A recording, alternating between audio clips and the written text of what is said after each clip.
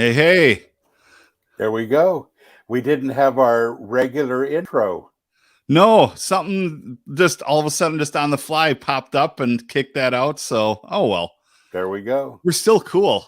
We are still cool, but the intro makes us even cooler. Yeah, it does. I agree. I think So, so. Well, it's good to see you, Bob. yeah, you as well. What's new? So, good Christmas? It was good. Yeah, Yeah. we had my dad over and then we went over to my in-laws' house for a big Christmas get together and kids got way too many gifts. The house got smaller as a result of it and Yeah. it's but it's going it was very good. How about you? We had a great time. My mom has this thing about everybody needs to either give some things that they don't need anymore, they think the other person might like, Yeah. or to make something so that we don't spend. And she's been giving away some of the family relics, things that Oh, have been wow. handed down. And so it's a cool time. And just to the emphasis is less on going out and buying a bunch of stuff and a whole lot more on just spending quality time. That's actually my favorite holiday is Thanksgiving, just because there's Yeah. no expectations. You just get together, you eat, enjoy family time, and it's just a really nice time. Jonas is here. Jonas. Jonas Carlson, good to see you, dude. Jonas is a good friend for a lot of years in Sweden, Nice. and I've been to his house. Yeah. We Good got morning. We got some great people here. from Iceland. Wow. I There we got in go. from Iceland. Yeah. And I was thinking Great. Wisconsin's cold right now. Ay, ay, ay. Well, Iceland might be a little chilly. Might need 2 cups of coffee to start your morning. Yes. Good Michael morning, says good Michael. morning. So And we got a lot of John people Holt. joining us. Now I wonder John, if good to is see that you. John Holt's car in the picture? Wow. Yeah. That's pretty cool. I could honestly say I could be a more effective pastor driving something like that. Yeah. I think I could too. That looks Yep. really nice. It would help greatly. It's a Godmobile. Yeah. Good morning, Austin. And we have Dale here. Good. And From apparently Canada. Dale in his profile picture has the cure for COVID.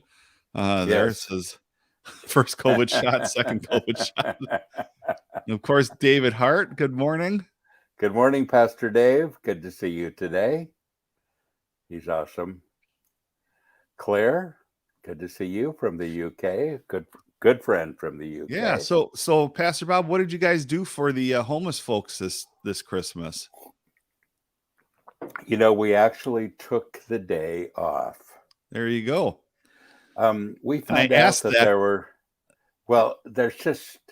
were so many people that we're about to feed that we decided there's no use in it. But we like to be there anyway, just for the family thing. But we were kind of being pushed out by churches who, and let me say this without sounding too sarcastic, but the fact is, it's the only time of the year when a lot of people remember they're homeless. Good morning, Josh. Good to see you, dude. Josh is in my area here. Oh, nice. So, so Thanksgiving and Christmas are the two times when churches get involved. Churches make gift baskets. Churches make all the stuff for the homeless. And I always tell them, please pick another day out of the year because the Yeah. homeless get swamped with food and gift baskets and all that stuff. Good morning, Glenn Mancaruso. He's awesome. That Drummer for Vengeance. from Tina. And Hi, Tina. that's actually something we're dealing with right now at the on the church level with our outreach program, The Rock, but also with the nonprofit I work for, warming shelters, that as of last night, our warming shelter is full because everybody gets the warm, squishy feelings around the holidays and takes in these folks and or family and friends do. And as soon as Christmas is over, they kick them out. It's out the door with them and back on the street. So yeah, don't get me started. Yeah. Uh, So Bobby Hayden says God morning. So well, it is a God morning. it is. Thanks, Bobby. Yeah. So, were you ever called Bobby when you were younger? Oh yeah. Yep. Yeah, My me too. aunts and uncles still call me Bobby, and my Yeah. pastor growing up, that I had growing up, he lives here in the city now. He still calls me Bobby. So, my middle name is Joe after my Okay. dad's middle name. So, I was called Bobby Joe. Yeah. Oh, and That's thus a good. thus your piano name Bojo, you know. Yes, exactly. Yep. Exactly. So So, um Bob, we were just talking about the weather, and I know that we're going to talk about other things except for the weather today. But man, is it warm here? And people say, well, that's so cool that it's unseasonably warm. We had 75 degrees on Christmas, and wow. it's still 70 every day. Huh. And then, of course, next Sunday we're supposed to have snow. Really? 70 degrees on Saturday, and yeah, snow on See, and Sunday. this morning we woke up to 6 inches of fresh snow, Oh, wow. and then that was on top of the 9 inches we got the other day. Wow. And then next week we're looking at temps in the lows of -5. Oh, So my goodness. it's like Yikes. we Not so it good. it was a really warm late fall, early winter, but now it's starting to rear Now its it's ugly head. winter, Yes. and I've been there in winter. Good Yes. morning, Lee. Lee is here from Rock Church in Peoria. Good friends. Yeah, Bojo, Glenn says. Yeah, good friends, Rock Church. Yep. Like those guys. I've spoken there many times. And Really good folks. Renee Wellborn says good morning. I should say we have a question that came in from Gunner here, but I thought we would save that for the end of the show. Oh, good. Okay. That sounds So, good. Sherry is asking where we're both from. Of course, I'm from Wapaka, Wisconsin, which is 2 hours north of Milwaukee. It's a And nice little town, Bob. it is, it is, Yeah. and my hometown's Milwaukee, but yeah, it's a nice place. And of Yeah. course, you're from the Nashville area. I am in the Nashville area and moved here from California and moved to California from Montana. So, yeah. Perfect. Gary Ireton is here. Good to see you, Yep. Gary. Good friend. Michael Vaughn, good to see you, my friend. Haven't seen you in a bit. It's good to see you here. Well, we've got a lot of good friends joining us We like that. do. And So, Bob, I got this one guy who sitting in the green room right now who claimed to be part of a group called I think I've heard them before. They were pretty good. They're called the Crucified. I don't know. Do you think they're pretty good? I think they're all right. It's like, yeah. Yeah. So we'll have to get him in here. He actually just stepped away, but we'll get him in here. And We'll get him in here who else soon. do we have on the show today? Well, we've got him. We've got my good friend Terry Tripp is on. Nice. And, Terry grew up on television. His family, the Tripp family, was on TBN and hosted the Praise the Lord show a Hmm. gazillion times. Terry had his own show on there when he was a kid. But I'm looking forward to chatting with him. He's an interesting guy. And as I said, a good friend and known him for, well, I think I've known him since he was 14, 13, Wow. 14. Yeah. So, It's going back a and few years. he's a little older now. And of course, we got Scott Heron on the show. Yes. Scott is one of our podcasters and some interesting stories that I'm excited for him to talk about. Bob, I want to promote this. It's my book called Metal Devo, and it's a big book. It's 365 days of devotions. Hmm. And right now we have it at a reduced price. I'm also signing them, to the people that get them. And you can see our URL right there. We are Metal, we are family. You can get it there. But I'm encouraging people to walk through it this year. There's a lot of great stuff there that I think would help. And something happens, Bob, when you start your day off with the Lord, you start Yeah, your day off in the Word, it just changes things. it does. So that's a cool thing. So Well, good. we've got a great show today. We have a great show next week. My friend Tim Pope is going to join us. Tim has been a good friend for a lot of years. He used to be Ray Charles' drummer, and for the last, almost 30 years, he's been drumming for, I just forgot his name. Tony Orlando. Tony Orlando. Thank you. Yes. Tie yellow ribbon. Yes. So so we got Tim. We have Jamie Rowe with us as well. Jamie Rowe from Guardian, and Good. we're going to talk to him about what he's up to these days. And I we I also just have, watched a video of him performing recently, and the guy's still solid with his voice and everything. he's awesome. He's awesome and a great guy. And we'll have him on next week. And then also next week we have Samuel Hugg. And Samuel is the pastor of the Metal Church in Switzerland. Fantastic. And I asked him to come on and just kind of talk about things that are going on. And great folks there. Have been with them a million times, and I'm excited for him to share. So not only do we have a great show coming up next week, but we have a really great show today. Yeah. Well, we are certainly ready to roll. So as I said, we got this guy claiming to be part of this group we've heard of in the We past, like him. Crucified. So here we Great. go.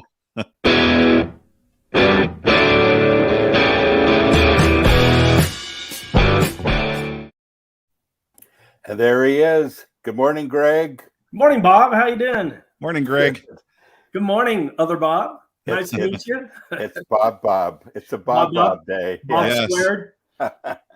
Now, did you notice, Greg, that we're calling this Legends? Yes. So you have now become a legend. How about that? Well, I don't know about that, but if I do this, you're in a Bob sandwich. I'm not sure that's the good thing or not, but so we'll put it back to that. There you go. Well, Greg, it's good to see you.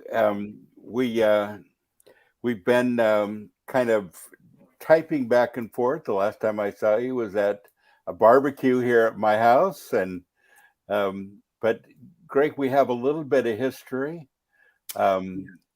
back in the day, and Crucified was a great band. Applehead. You're not done with that, though, were you? I saw something that's coming out soon. I'd love to have you talk about it. Yeah, the Applehead record is going to be re-released in the springtime, I believe. Awesome. Wow. Which is pretty cool, because over the years, people have messaged and asked, if they can get it, where they can get it. And I just said, you got to look out there on eBay or wherever. Yes. A couple people I actually burned a copy and sent to them so they could have it. But it's kind of neat, the guys at Rocks approached me about that, and I just said, sure, if people still want to hear it and want to get a copy of it, that'll be nice after so many years. Yeah. Well, it needs to get back out there. The guy that we just had on the screen, Danny, said, I was just cranking out the Applehead album a few days ago. See, people are still listening. See, that's cool. Cool. Yeah, it is. Well, take us back a little bit, Greg, and let's go all the way back to the beginning of the Crucified, because, let's refresh a little bit what was going on during that time. Heavy metal and punk were not necessarily good friends.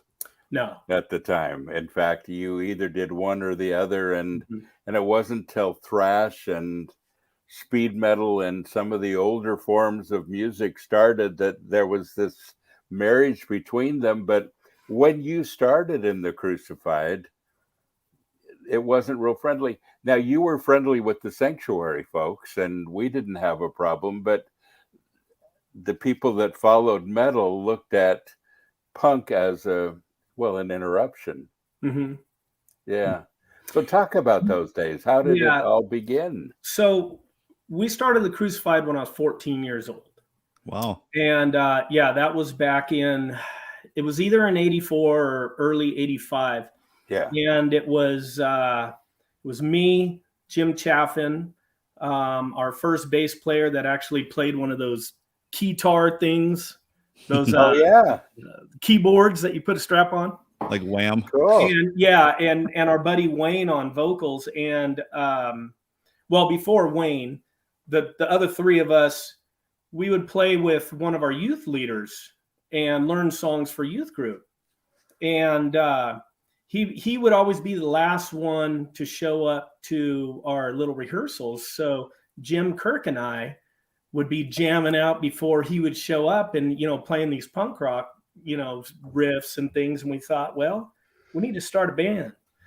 So we did. And the first version was called KGB, which stood for Kids in God's Blessings. Nice. Awesome. Yeah. And then our first singer was Wayne, and after a while he quit, and then we got Mark Solomon and just continued from there. But I always loved punk rock, but I was more of a metalhead. But since we were so young when we started, the talents hadn't grown so much. So sure. For our music specifically, I don't think it was an intentional plan to shift more into a crossover and then into a metal. It was just kind of that we were getting into that type of music and getting better on our instruments to where we could play that stuff. And you learned more than 3 chords, and you were ready to. We did, yeah. We learned about 4 or 5 at that time. and then I learned how to do this with my picking hand. There you go. Exactly. Yeah. So that's awesome. Yeah, in the early days, you're right. The punk rock people and the metal people kind of didn't care for each other so much. Yes. And then once, there were some crossover bands, secular bands, maybe like DRI is a good example, that kind of started fusing the two, where they were kind of really right down the middle. And that was kind of the direction we went, and then you had the Metallica, Anthrax, Slayer, and Megadeth and stuff like that over here, and then still have the punk rock, but we kind of stayed down the middle. And during those days in Christian punk, there wasn't a large pool of groups to choose from, know, and I mean, there's Crucified, Scattered Few, just kind of a smattering, and it was a really exciting time. Yeah, there wasn't a lot, and as far as Christian music, we were fans of Undercover and the Altar Boys, and Lifesavers, stuff like that. But it just wasn't heavy enough. So, we had to kind of invent our own stuff. We wanted to hear Christian punk rock that was faster and heavier. So if nothing was out there, then, we got to make it and play it ourselves. And it should be noted, you created a logo that is probably shown up on more tattoos than anywhere else. Awesome. That is Mark Solomon is an incredible artist. Yeah. And he designed all our shirts, all our logos, everything. And he drew that. Wow. And it's kind of funny. Back years ago, we saw that logo being used and sold on some things. I don't remember what they were, but maybe stickers and things like that. And I remember talking to Mark and saying, that's not right that someone is using your artwork and selling it. And but he never wanted to, I don't know if copyright's the right word, or trademark that logo or anything, just because it was a, you know, crown of thorns and a cross with the 3 nails, and he didn't feel right about that, doing that with the logo, with that meaning, you know. But people have used it, and it is neat to see all the tattoos of it, you know. Yes. I don't have it, but you know. See, now there's your next tattoo right there. I don't have a single tattoo, Bob. My parents told me when I was a teenager, Exactly. you know, my father was always in law enforcement, district attorney, and a judge, and he said, if you come home with any tattoos, you're out. So Well, then you don't want to do that. Yes. I never did. Yeah. Well, you mentioned some bands that, and I was just thinking about how music progresses, because I worked with Undercover and the Lifesavers back when they first started out. And in fact, I was an evangelist during that time, and I used to take Joey Taylor, Ojo, with me to speak and give his testimony, and then kind of help the bands get started. And it was considered way on the edge. It was new wave music. That's what we called it in those days, new wave. And it was intense. And then you were saying, but they weren't intense enough. And so since the Crucified, since Applehead, things have intensified even more. Yeah. Yeah. Yeah, they have. And every time you think, okay, where else would we possibly go? How could this become more intense than it already is? It does. More. Yeah. Yeah. Yeah. Somebody figures it out. Someone figures out a way to do it. Yeah, they sure do. And the amount of guitar shredders out there this day, I'll credit it to YouTube. You know, I think to myself, man, if I would have only had YouTube when I was a kid and learning to play, I could do all those things that I always wanted to do. That Can you imagine? People to do. Yeah. Yeah, absolutely. So, do I remember correctly that you guys were from Turlock?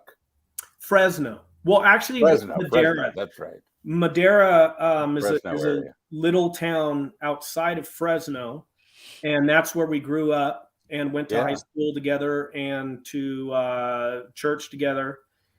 And then once we got out of high school, we all ended up moving to the big city of Fresno. Yeah.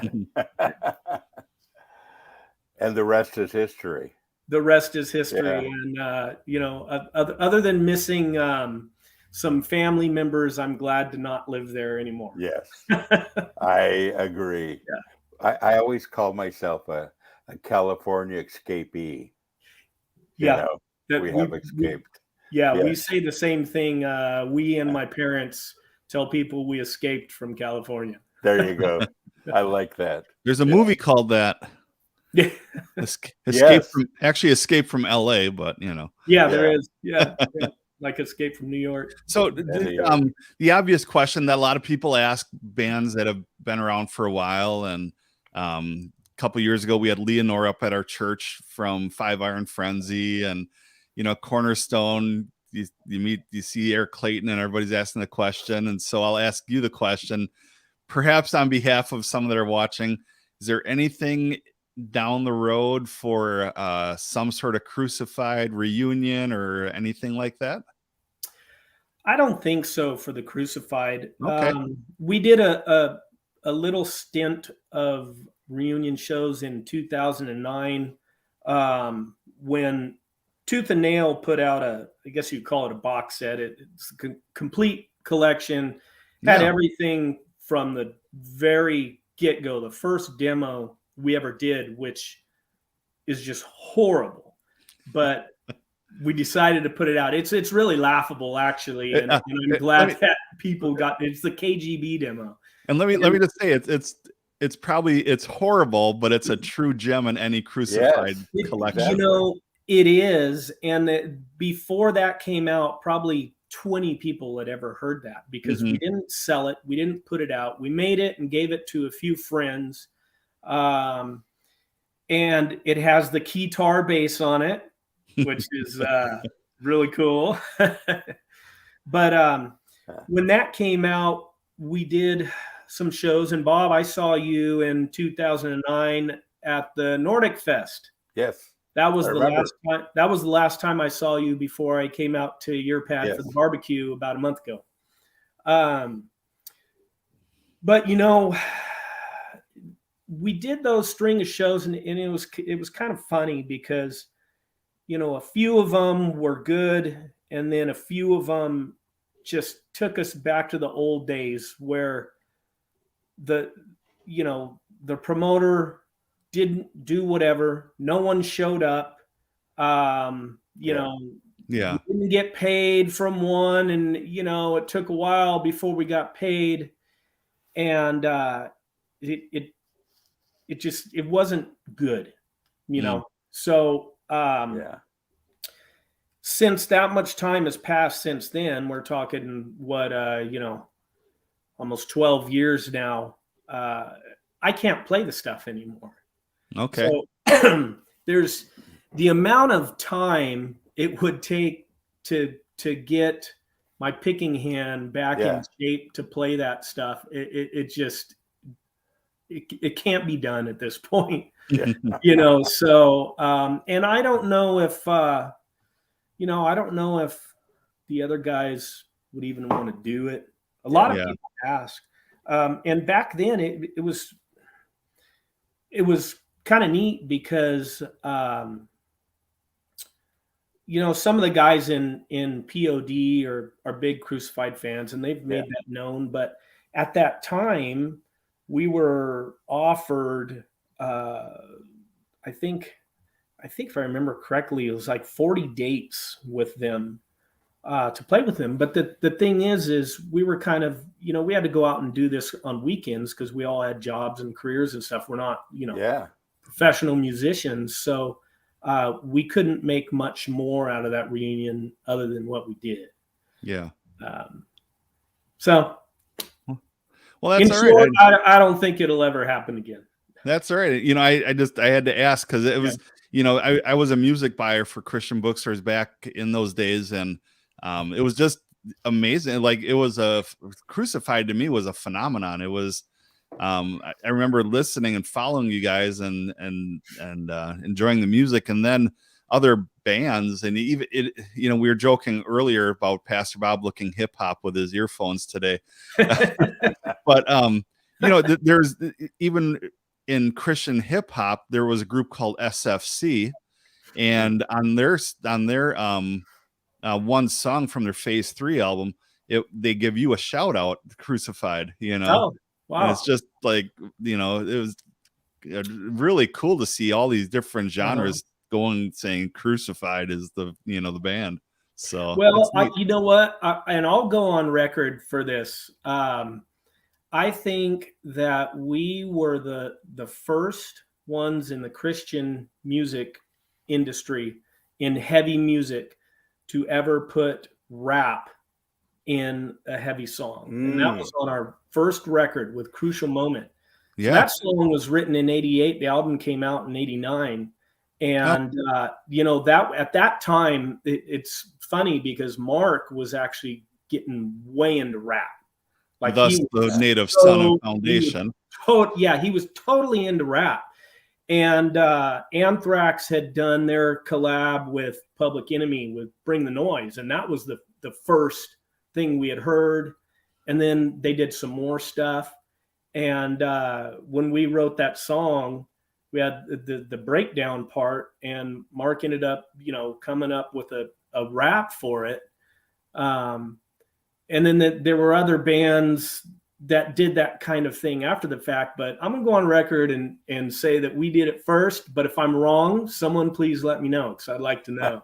You know, honestly, there's only, you know, since we're just guys talking record shop here, I only know of 3 groups that ever did that. It was you guys mixing it up, and then off of Psychosurgery, Tourniquet teamed up with Fred Lynch from PID to do that song, and then later down the road, Bride and DOC got together to do God Gave Rock and Roll to You. So I do think you guys were the first.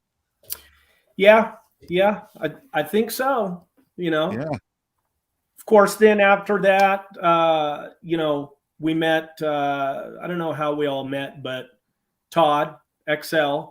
Mm-hmm. And Yeah, I don't know they're if we two. all played on his first record. I know Mark did a cameo, did a spot on the very first song. Yeah, Mark did. I played some solos, and Nice. recently went back and listened to them. Just found them on YouTube and listened to them. They're horrible. Horrible. I hadn't heard it since way back then, and I found out, I'm like, oh my gosh, it's just stinks. That's fun to talk those days. Yeah. So, well, there's so many things that people say, do you have regrets? And I'm sure that you've heard that question as well. And I have a lot of them when it comes to music. We had no idea what we were doing. There were very few people that would help with it. Some of the people that offered to help were not trustworthy, and we found out. mm-hmm. And then I feel like there were a few times when we weren't trustworthy. We had good intentions, but things didn't work out the way we thought they were going to work out, and all of that. And I think looking in retrospect, we would have done a lot of things differently. How do you look at that? Yeah, I would say there are regrets, but I'm happy the way things worked out in the end, because who knows what have happened otherwise. But we were so young and dumb that we signed. The band, The Crucified, was signed to 2 different record labels. Yeah. And we got burned on both of them. Yeah. And the first one was not the label's fault. It was, I believe it was Pure Metal. And then the second one is the same story both times. And you think we would have learned, but we had these horrible contracts. You'd get a couple statements right off the bat with a measly check, and then you'd never hear anything again. You'd never know. Yeah. We have no idea how many records we ever sold, Mm-hmm. And it was the same thing with Applehead.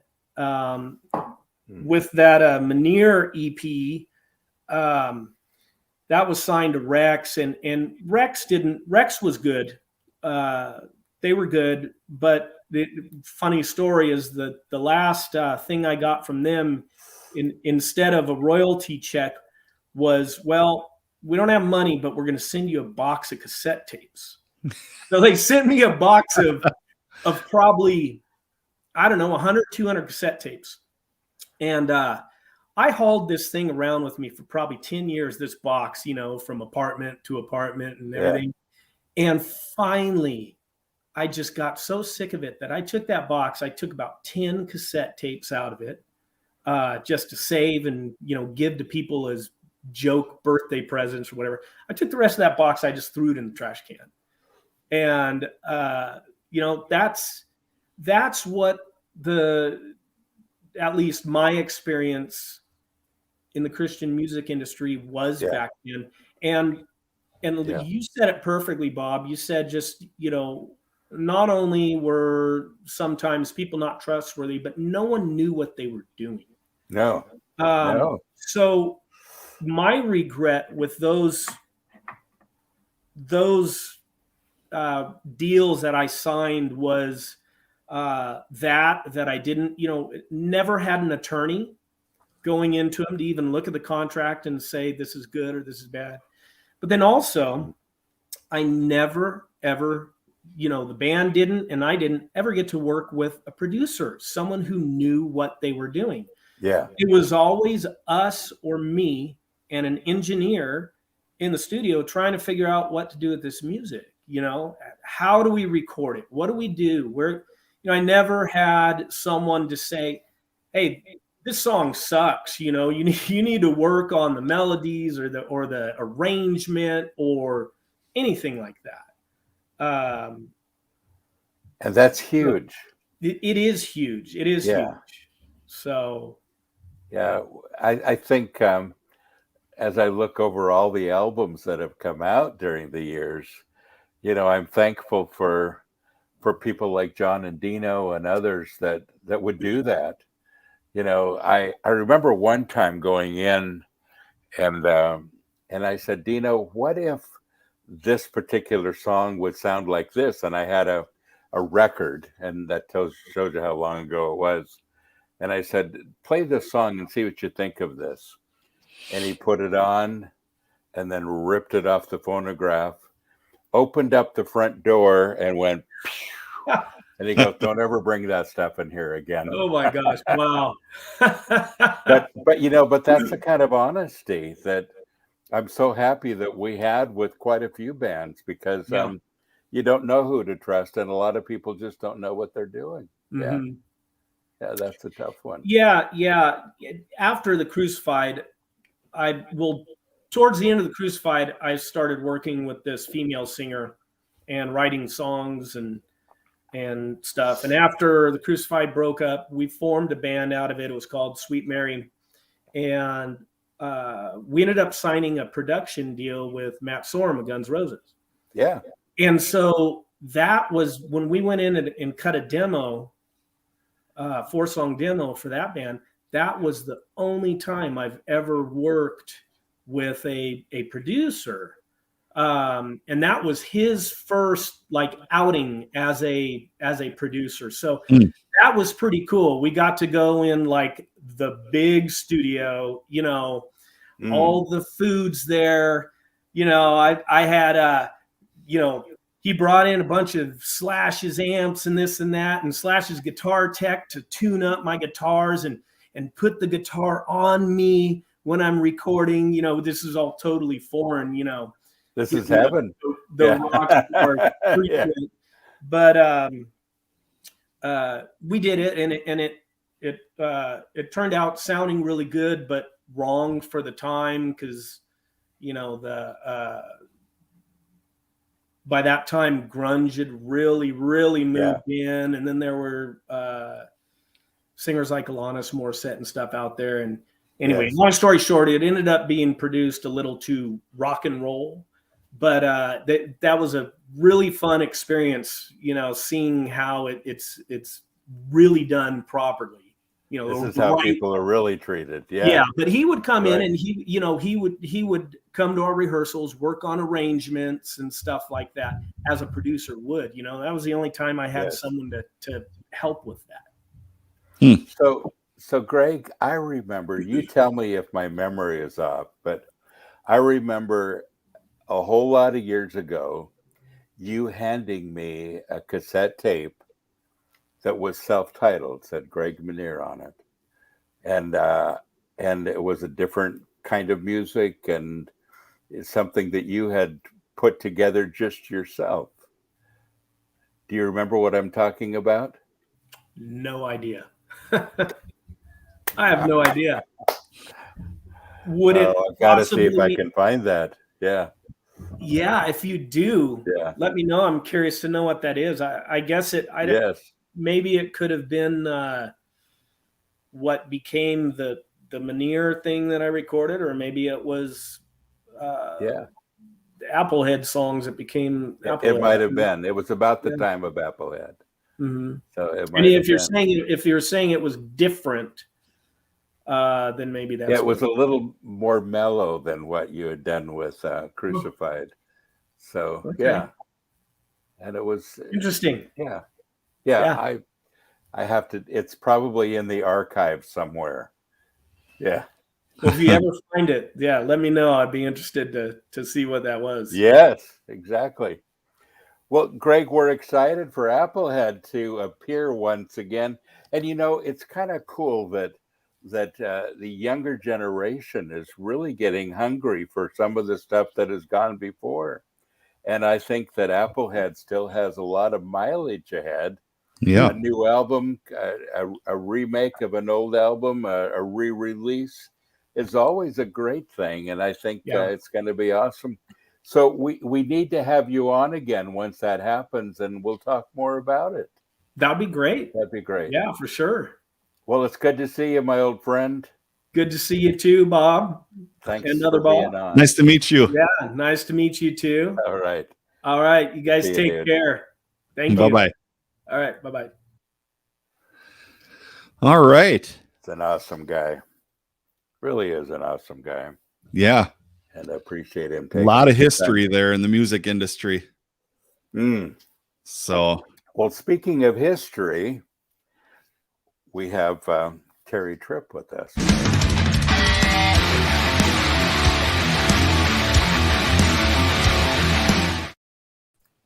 And there he is. Hello, my sir. friends. oh, Terry. I saw you drinking a cup of coffee. Yes. I'm assuming it's Headbangers. Or- Headbangers Brew. Absolutely. Yeah. I'm down to just one cup a day. To give you a reference of how big this cup is, this is a normal cup. So You're awesome. cheers. That's great. Cheers to both Yes. of you. It's an honor to be with you both. I've been watching and man, I am a huge rock and roll admirer at heart, Yes. metal, and it's an honor to be with you both. Thank you for Well, the opportunity. Thanks, Terry. I appreciate that. And let's go back in history just a little bit, because Sure. you were actually at the very first sanctuary service we ever had. I remember that in California. I was, Yeah. I want to say around 13 years of age, Yeah. which that was right around 35 years ago, something like that. Yeah. Yeah. It was, 30. No, wait a minute. That was 1985. Okay. So I was Yeah. about 14, I guess. Yeah. So. Right. Yeah. Because Wow. I think I've And known you since you were 14. I'll Right. just give you a little tidbit of information there. I was raised in a musical family, mostly Southern gospel. Yes. You probably heard of Bill Gaither and kind of that Mhm. type of music. And I always felt just a little bit out of place because I just couldn't. And I'm not knocking it. I'm just saying everybody has their own preference, and it just Yeah. wasn't my cup of coffee, if you Yeah. will. And when I walked into Sanctuary, it was like, my peeps, they do exist. I feel comfortable. This is a great place. And I guess I felt comfortable because it was kind of a church for people who just didn't quite fit into the normal, regular church, if you will. And so I've kind of always been in that vein. And I'll never forget when I first heard Striper, man, it was like heaven had kissed earth in my musical world, because all I had ever known was that Southern gospel kind of country flavor. And man, it just opened up a whole new world. So I remember that first Sanctuary service and Yes. the hair And I think Michael Sweet from Striper led the worship. He was the that worship day. leader. Yeah. Yeah, right. Yeah. So that was a cool, and of course, a great introduction to you and your ministry, which I have followed now through the years. We're both now in Tennessee, moved from California to Tennessee. Yes. And to see what you're doing now, man, it just touches my heart, and it's an honor to be involved in your ministry. That's awesome. Well, Terry, let's go back into a little bit of history for those that may not be aware. You grew up on Trinity Broadcasting Network. Yes, sir. Basically, your family hosted the Praise the Lord program, the Tripp family. Yeah. Your father, Laverne, wonderful singer, very talented guy. Yeah. The whole family. But I remember watching the premiere of your show. And I think you were the token rock and roll guy for TBN at the time. And I remember watching your show, and you were doing a little more upbeat music, and you had the kind of the mullet thing going on. I remember. Yeah, I wish I still Yeah. had some of that going Yeah. on, but But it was a breath of fresh air for well, so I many appreciate people. that. I really do. And I, Yeah. you know, and I thank Paul and Jan Crouch, who really had a vision for that type of crowd and that Yeah. generation. And of course, Matt Crouch was very influential. You remember the Yes. show Real Videos that he produced, which Yes, I introduced remember. a lot of Christian rock to the world. And so, Yes. yeah, man, and I'm thankful I had parents and still do. They're still living, that would let me be me Yes. in the way God, you know, we all have a unique place and a unique role. And so I'm just thankful because they both kind of came out of the traditional you know, denominational settings that frowned upon a lot of that. And so I'm Yeah. thankful they had come out of that and was progressed enough to let me express that. And so That's I'm awesome. very thankful. Yeah. Yes. Well, I would have loved to have been a fly on the wall with the family discussions at that time.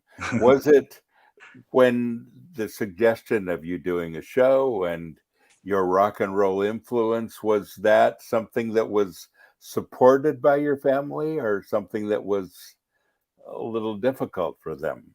Um, that's a great question. It really is. And I'll tell you, I'll go back to, um, and I'm okay to share this. When I don't know if you remember, but when Stryper did You Know What to Do, you remember that Yes. song? Yeah. And that video was actually shot and produced by Matt Crouch and a gentleman by the name of Jim Hodson, Yes. who was a DJ on Yeah. KYMS out in Right. I California. remember. Yeah. Anyways, he and Matt shot that video. Well, that was my first introduction to them and to really Christian metal. Matt and Jim were editing that video one night when our family were hosting the Praise the Lord program. And I heard this music in the hallway because I was just a kid running in the halls. And I heard this music. I thought, what is this? And so I ran into the editing suite where they were editing You Know What to Do. And I see the yellow and black and the lights and the smoke and all of this. And I asked Matt, who is this? It was like heaven, man. And he said, oh, it's a new group. And here's what's interesting, Pastor Bob. They finished editing that video. And Matt, of course, had to show it to his dad, Paul Crouch, who would approve it for the Trinity Broadcasting Network on Real Videos. Now, at that time, you know, you got to go back 35, 40 years. That wasn't very popular on TBN. Oh, yeah. And so this was so different. And Paul had a really hard time Yes. I with remember. it. I remember. Well, our family, we were hosting that night, and Paul called my dad into the editing suite. And he said, Laverne, I need some help here. What do you think about this? And my dad said, well, Paul, it may not be our cup of tea, but they're going to reach people you and I will never reach. That's awesome. And Paul looked at Matt and said, Matt, if we lose any support, they're coming off the air. And let me just say, they didn't lose any support because I believe people saw the heart behind it. And of course, there's criticism in anything. You're going to get some criticism. But for the most part, you know, my dad was, I don't know if he was the deciding factor, but he certainly was supportive of of what they were doing. So, man, that would probably give you the best answer with me. They supported me, but they always encouraged me. They always encouraged me to keep Jesus at the center of whatever you're doing. And remember, you're doing this to help people. And man, that's what our heart is about, is because we know I don't know if you still got me. I do. Yeah, you're still there. Yep, we're still on. Yeah. But you were just saying, Uh-oh. We'll watch for him in the green room, and if he pops Okay. back in, I'll put Good. him right back in the show. where it was a cliffhanger. Oh, here we go. Okay. I apologize, There we man. go. I'm getting calls on my phone, and whenever I get a call, it disrupts the I feed. totally I apologize understand. for that. Yeah. Anyways, where was I? Well, you were talking about your dad and kind of encouraging you to always keep Jesus first. Yeah, keep Jesus first and help people, because both of you pastors will know this, that we all deal with the same devil. We deal with the same hell. That's 5 inches right here. It's between our ears, and we all have hell that roars in our mind, and our family we certainly were not exempt from hellish situations, but thankfully we've used the word to overcome, and of course, because of what Jesus did for us, we are overcomers. And so I'm very grateful for my heritage, and the support that my family has had. That's great. and we're grateful for it. You know, one of the bands that came out of Sanctuary years ago was Wedding Party. Yeah. And Will, the singer for Wedding Party, passed away a couple of months ago. Yeah. We lost him. But your dad went out on a limb and offered the studio there at TBN for them to record. And Eric Clayton from Savior Machine produced the album. And it was such a gift to us, because it was difficult to get anybody to be interested in such a controversial goth album. Right. It was gothic. We called it gospel music. Yeah. And so you know, one of their members told me about that when we were at your house just a month or so ago, and reminded me, you know, Jamie, I'm just so grateful for that seed, because I think he practically gave them the studio. Yes. To do it. He made it popular. Or he made it possible, excuse me.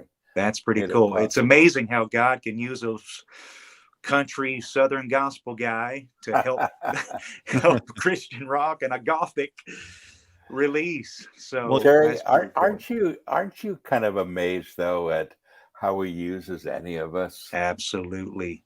You know, and that's something I've been praying, is not just Lord, use me, but make me usable. Good. I want to be usable. I want to be yielded to what he wants, when he wants, where he wants, and with who he wants. There's your next book right there. I like you that. Heard it here first, right here. Yes. That's what coffee will do for you. Yes. Terry, speaking of books, I love this one. Thank you. And it's called Shut the Hell Up.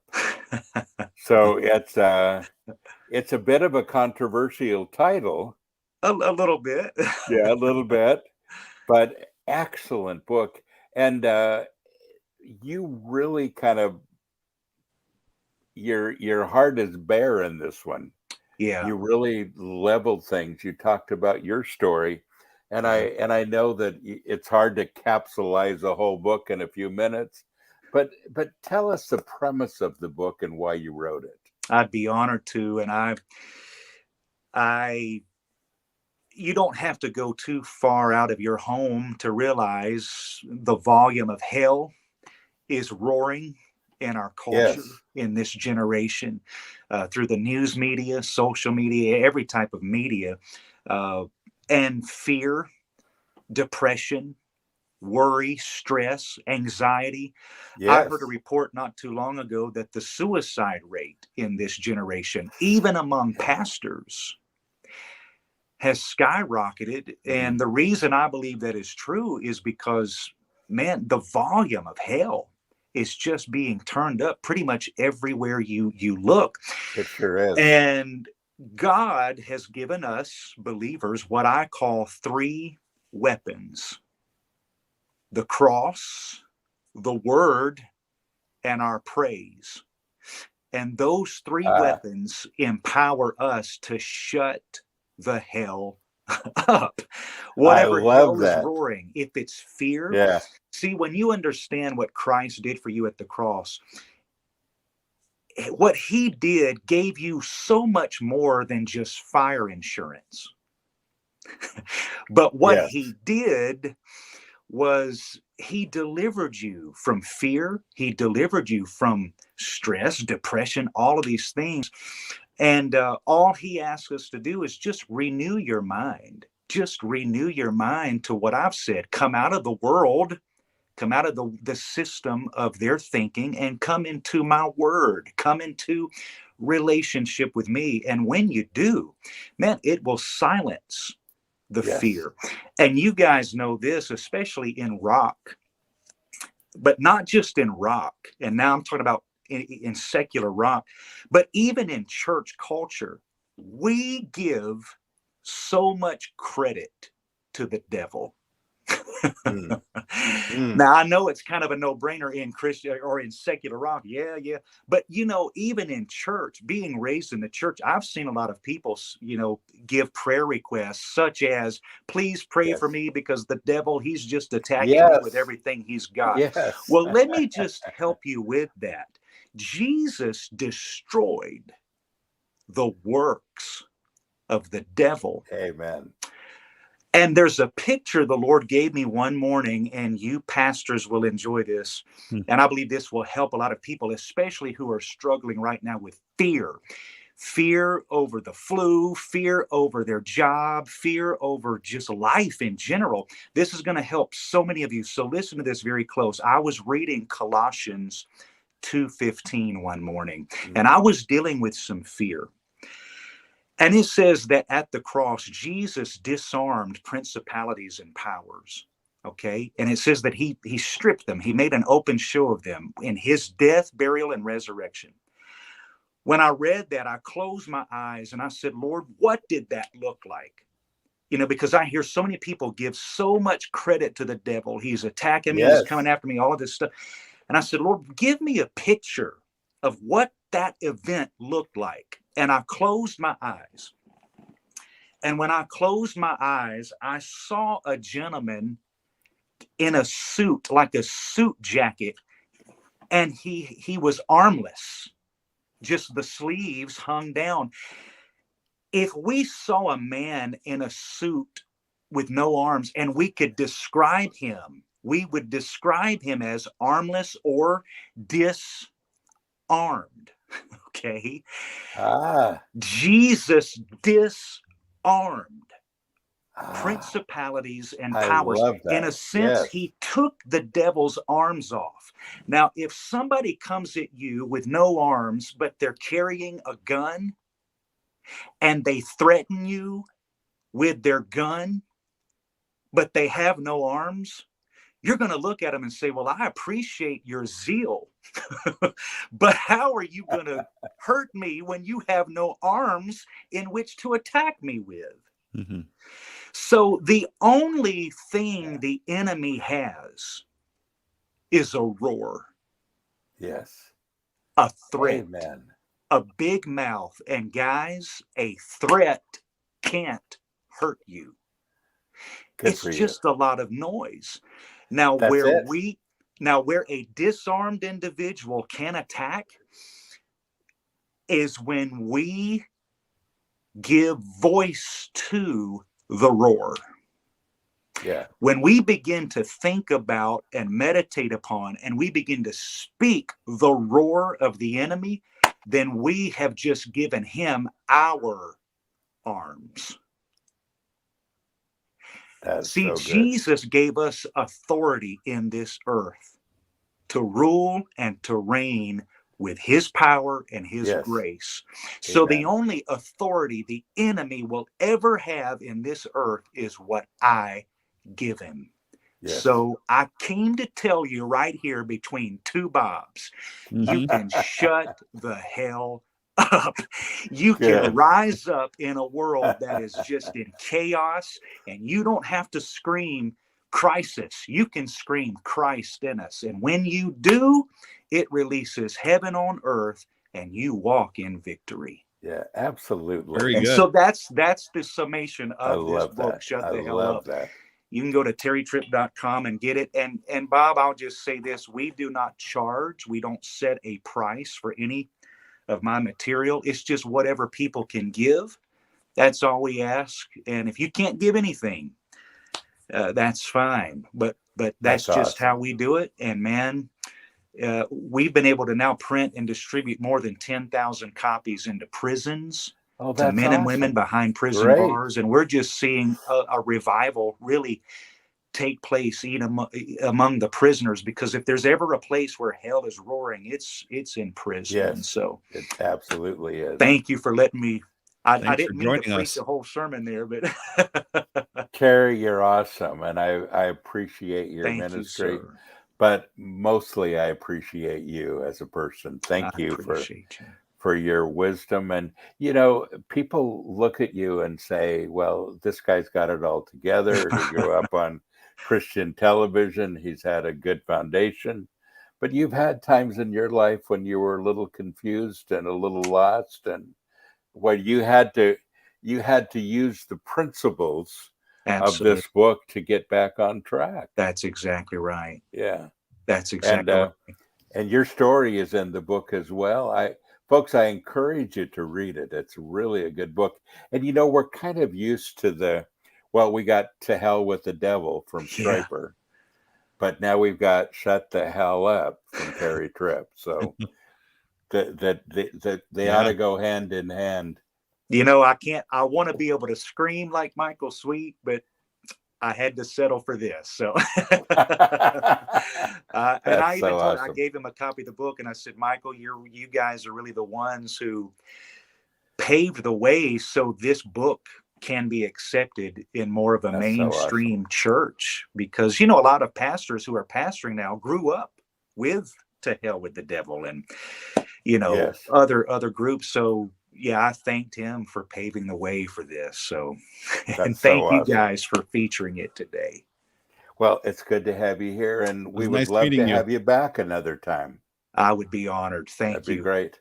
Appreciate you. And as soon as you get back to Nashville, we need to have some coffee. Jesus, chocolate, and coffee are proof that God loves us. Amen, brother. Amen. That's it. And I'll leave you with this. You guys are like this. I recently read about the dangers of drinking coffee. Whoa. And so I gave up reading. Thank you. Good night. God bless you. That is awesome. That's awesome. Well, Terry, I love you. I love you, sir. And it's nice to meet you, Bob. You as well. It was a pleasure. Look forward to maybe connecting with you in Wisconsin sometime. That would be fantastic. I like cheese as well. So you got some good cheese. They do. In this cold weather, they say, come to Wisconsin for our cheese, leave because your car, or don't leave because your car won't start. So we're not having that problem in Tennessee, are we? No. Man, it's beautiful. Yeah, exactly. Thank you, guys. All right, my friend. Blessings to you. Thank you. See you. Bye-bye.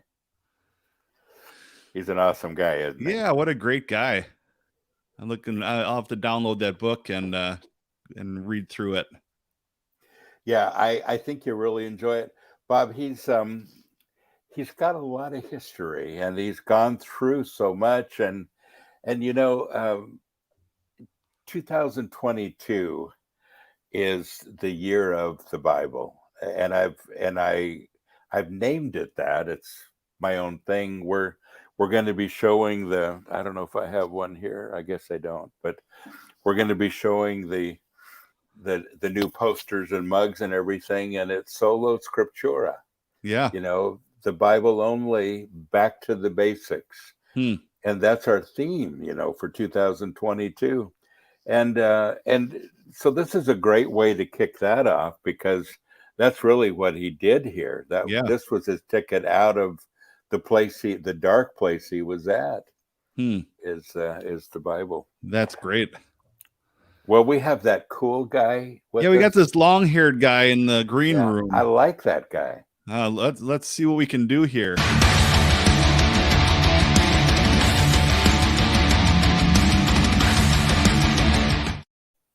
There he is. Hey, You guys are hurting for guests, aren't you? The man, the myth, the legend. yes. Scott Oh Heron. boy. Good to see you today, dude. Good to see you. Glad to be here. You might hear my dog barking too, because he's having a fit. He wants in the room, but I've got Is him that shut right? out. Yeah, he's about big as I am. So He if you hear feels some- privileged, doesn't he? he does. Yeah. For those that don't know the name of your dog, you'll have to remind us. Oh, it's Motley Chew. Motley Chew. That Yeah. yeah. Because he That chews is so everything. cool. Yeah. So Scott, we have a new Headbangers up, Aaron? Brew tea coming out, yeah. and it is so good, and exotic. it's going to be called Crimson Brew, BRUE, with those little dots above it that Yeah, looks like yeah. Motley Crue. Yeah. That's See, how I there spell you go. chew in Motley Chew. He's got the little, yeah. Yeah. That's how he's registered. A variation on the theme. Huh? There you go. There you go. Well, Scott, Scott rocks the podcasting world, and I don't know about he's been so good at it. And he's done, of all of us, Bob, that are podcasters with Yeah. Sanctuary, I would say that Scott has the most variety. Probably true. Yeah. Yes. That's scary. He's got this insane sanity. That's what I can call it. That's pretty he's- good. He's good at jokes. He's good at, characters. A lot of us that came out of our roots being a youth pastor, we just aren't right in the head. Yeah. I Yeah. think so.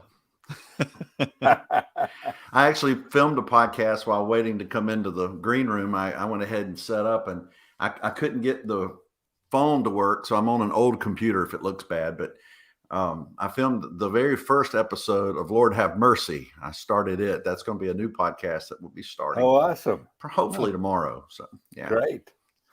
Well, Scott, we've enjoyed all of your stuff, and I want to go back a little bit to Brother Buford for a second. I figured you would go there. It's still one of my all-time favorite podcasts, not just from Sanctuary, but from everywhere. And Scott, give us a little background. But you dressed up as a kind of an old Southern preacher that. Yeah, I had short hair at the time, so I parted Yeah. my hair down the middle and kind of did the Waldo, thing from the Van Halen videos, and wore a bright red jacket, which is a real jacket that I really wore when I preached in Southern Baptist churches. With That's your wife awesome. Hortense. Yeah, I had a wife. Buford's wife was Hortense, which my wife Hortense. Tammy did, and Yeah. she loved doing that. That kind of got her feet wet in podcasting with me a little bit. So That is, and they're priceless, the stuff you talked about. But Scott, it was kind of born from a lot of comments that we get, actual comments, right. and you kind of took some of those comments and made them funny. Yeah. Kind of made Do fun any of stand out exactly? the people that were trying to be so rude and so nasty. I kind of turned it around and made fun of them a little bit. by just it didn't make fun of them by me attacking them. It made fun of them by me accentuating what they were doing already, It Yes. was a caricature. Yeah. And the whole character of Buford is based off of two or three, kind of a combination of two or three people I actually have worked with, and a lot of his mannerisms and little quips that he would say, Yeah. I really heard them and really saw them. My favorite They're is from real people. my favorite is the one where you always would say was a portal. Yeah. Right. Demon portals. Everything was a demon portal. You had the tattoos, demons would come out of the tattoos, and it was everything. The devil, like the gentleman you just were talking to, the devil was in everything, Yeah, absolutely. And there's still so many churches around like that. Yes, Mhm. very much so, especially where I live. I live in the deep South Mississippi. And y'all were talking earlier about the temperature. It was 80 degrees here on Christmas. Wow. And it's supposed to be, I think, 79 or 80 degrees today. It's very, very warm, muggy. But yeah, down here, there's a lot of that. There's a lot of that mentality. And Yes. And I don't know the best way to describe it other than just kind of almost bondage, in reality. So You're kind of the odd man out there, aren't you? it's Not pretty a lot much. of folks like you there. Yeah. Yeah, it's not easy being me sometimes here, but it's really rewarding, and it seems to be through I started, I guess, in 2015 working with you, and I found not a podcast. I found a post yesterday that I posted 10 years ago yesterday that said, I'm going to turn over a new leaf and everything about me is about to change. And it really has. Yes. But it's interesting that's now I think people have gotten to be a little bit more accepting when I tell them what I do and my purpose and goals and my ministry in life. And that's not always been that way. And it's still not always that way now, but yeah, it's been an adventure. Yes. Well, you and Pastor Bob have a youth pastor in common. Yeah. Both of you went through some pretty tough times as a youth pastor. Yeah.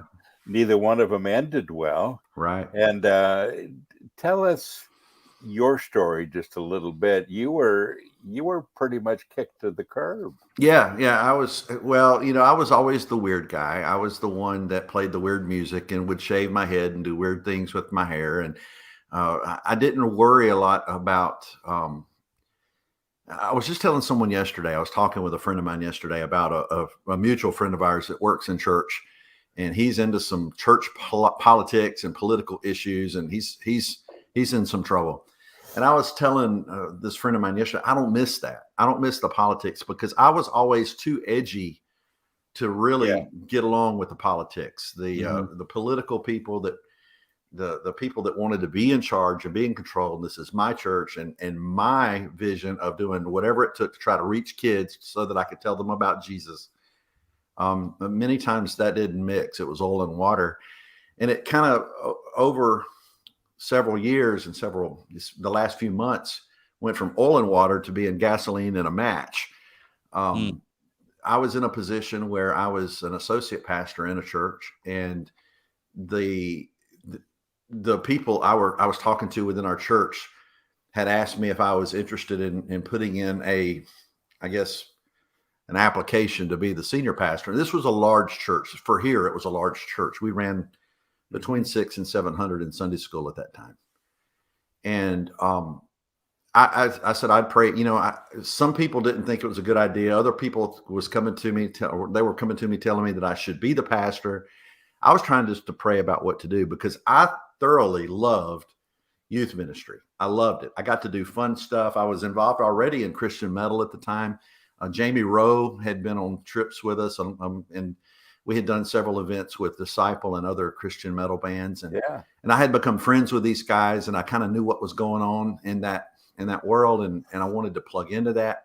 And I knew that if I unplugged from youth ministry and plugged into being the pastorate of this large First Baptist church, and I love First Baptist churches, but there is a bit of truth whenever someone talks about a stigma, the First Baptist church stigma. There is some of that in some of them. And anyway, long story short, there was this small group of people in that church that they were dead set against me being a part or being the pastor of that church. They were afraid that that's where my next move was going to be. One of them being one of the staff members that would rather work for Mickey Mouse than work for me. He did not want to work for me.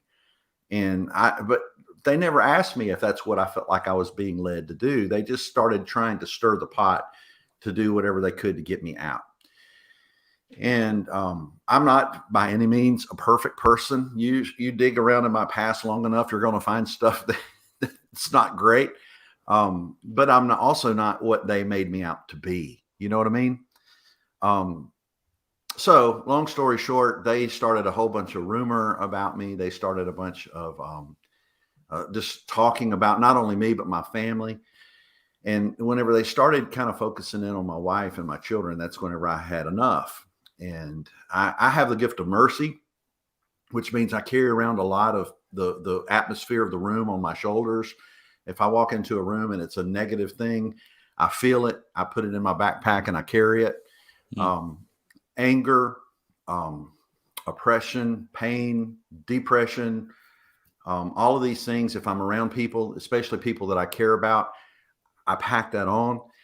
And when all this started happening and started really getting bad, I just said, this isn't what ministry is. It's not, it shouldn't be about all of this. No. It should be telling people about Jesus. And That's right. if I'm wrong, I'll apologize. And many times as a mercy, if I'm right, I'll apologize. I really will. I want things to be okay. Yeah.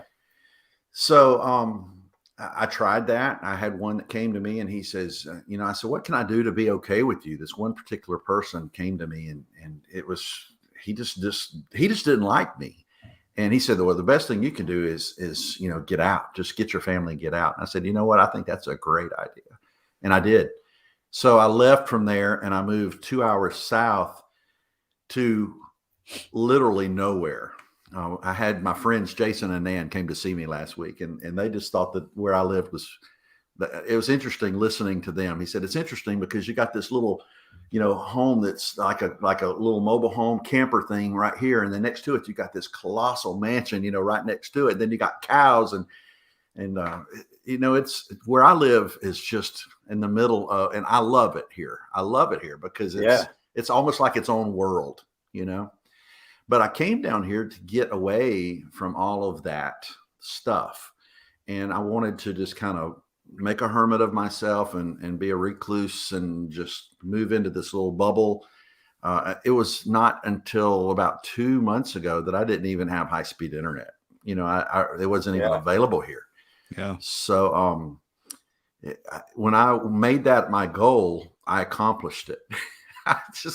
I don't have people that come and hang out and drink coffee with me. I don't have, I really live pretty much in seclusion from people that are like me other than family.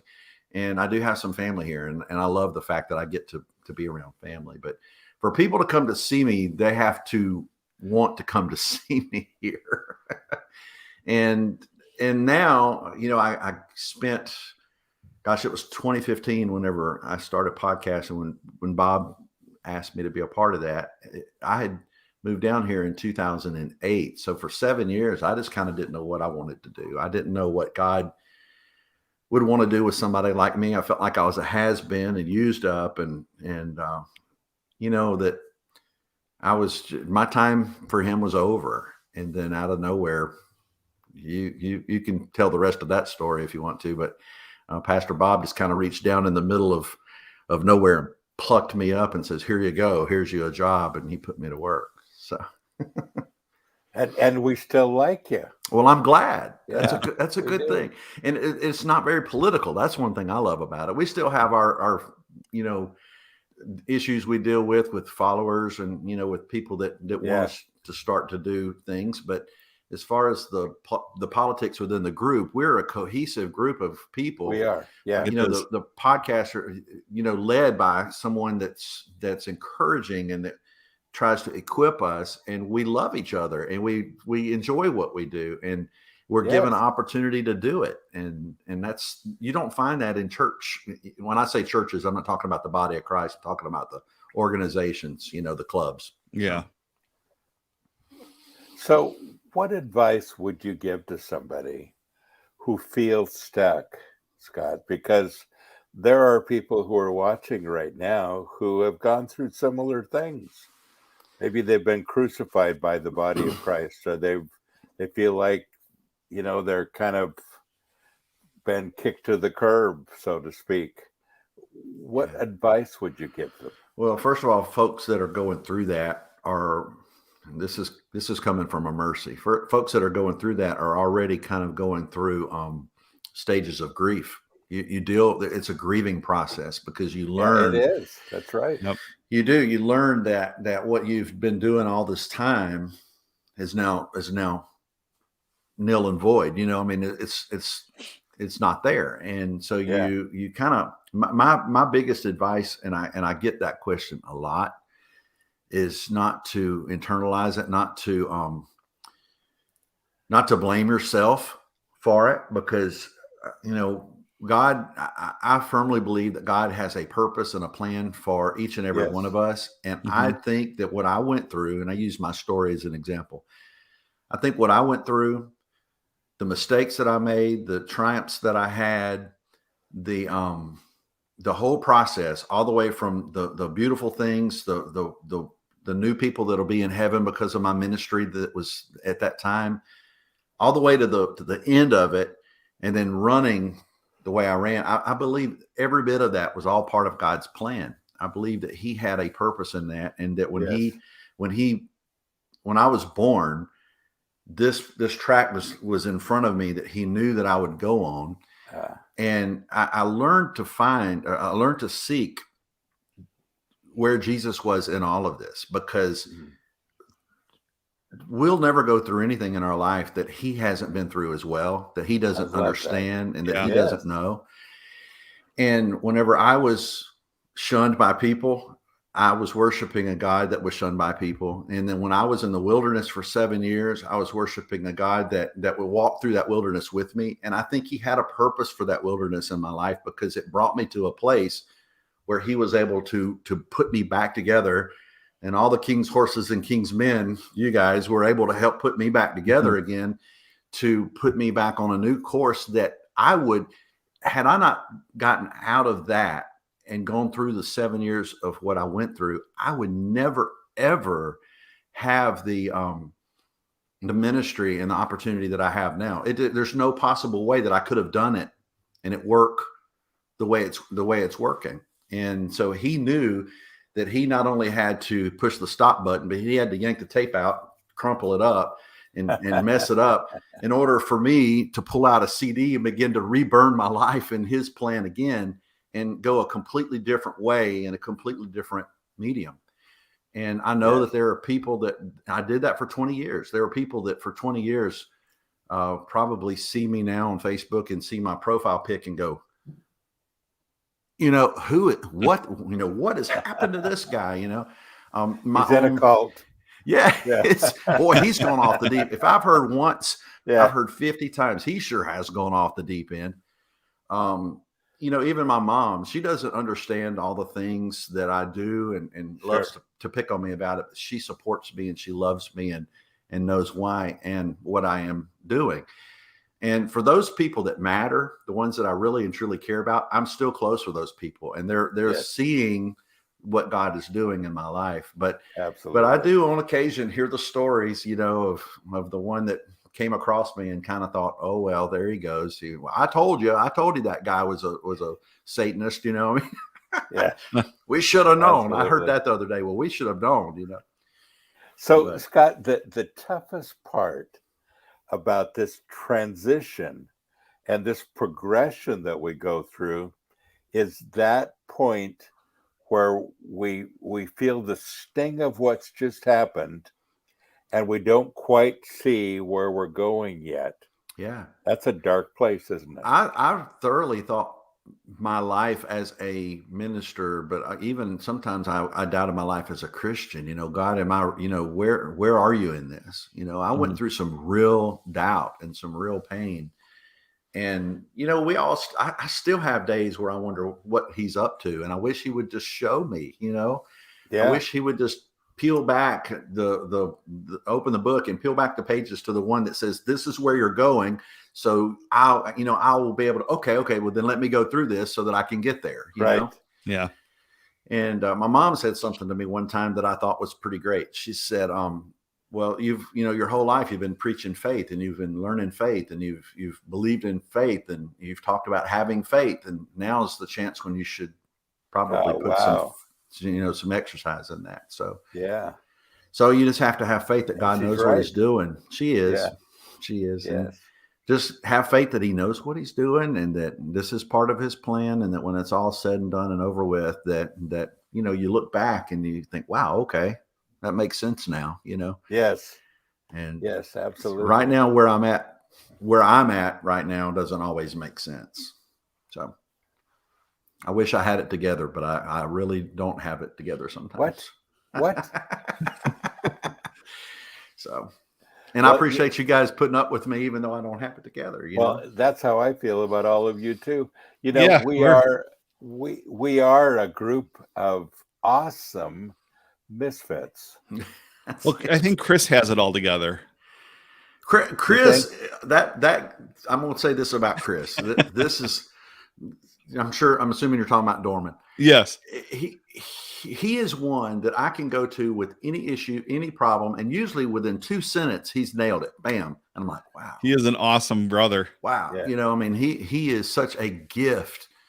And being able to call him up or just message him or polo him and say, dude, look at this. And he'll say, yeah, but have you thought about this? I'm like, well, there you go. He is a good friend. Yeah, it's amazing. It's amazing. Could have had a he's great V8. guy. But you know, every single person in the group of podcasters, it's amazing. You've got everyone coming from all these different directions that are kind of focused in one place. That focus being Jesus, first of all. Yeah. And then, you know, the people that we work with, you know, the metal community and even a lot of folks that are not metal. You know, there are a lot of people that we deal with that are not metal people. We let them in anyway. Yeah, and they plug right in, you know, and they feel at home here because I think of what we've been through in our lives. Every one of us, from folks like you, Bob Adams, that is a pastor, to folks like me that will never be a pastor. You know,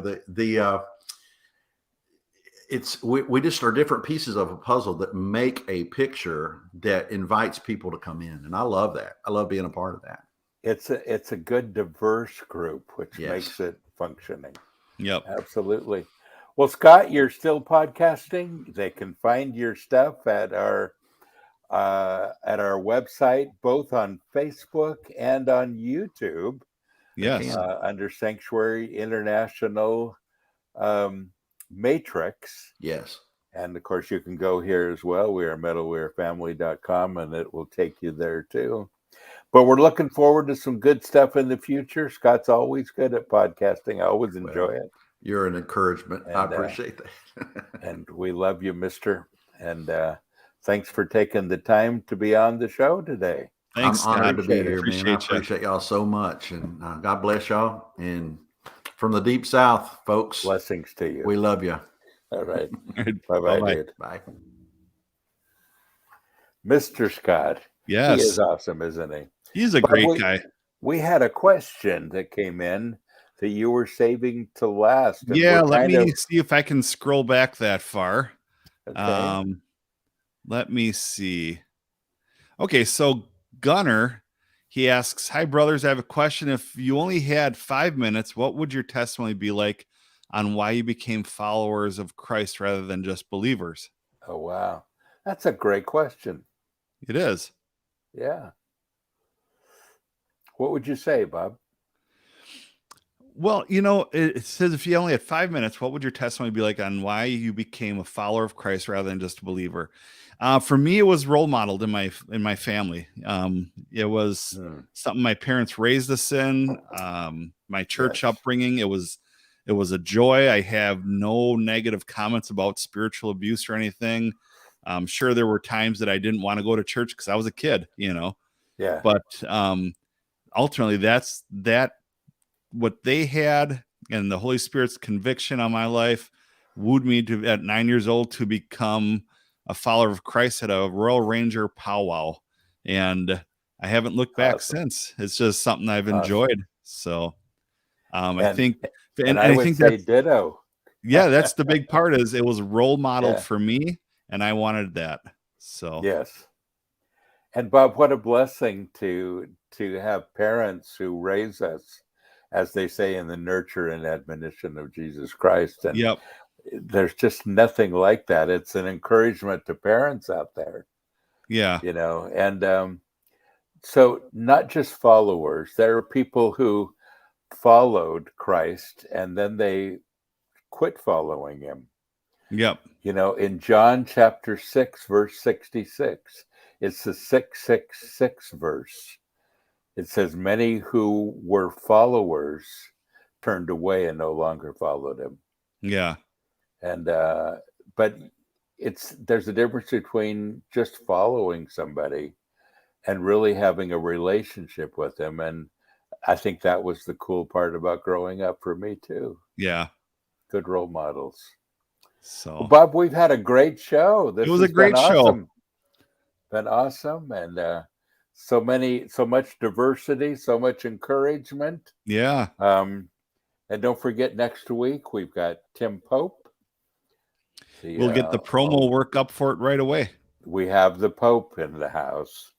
And from Ray Charles, the old drummer, we have Jamie Rowe from Guardian. Excellent. And we've got Samuel Hug, my good friend, who pastors the Metal Church in Switzerland. Fantastic. And I've asked him to put together a little bit of a video between now and then that he can show the worship and show the people. And I thought we could start doing that with some of the different groups around the world that we work with, that just kind of showing what's going on. Yeah, that would be good. It will be. Well, Bob, we're out of time. It's been awesome, and we'll look forward to next week. Okay. And take care, everybody. All right. Bye-bye.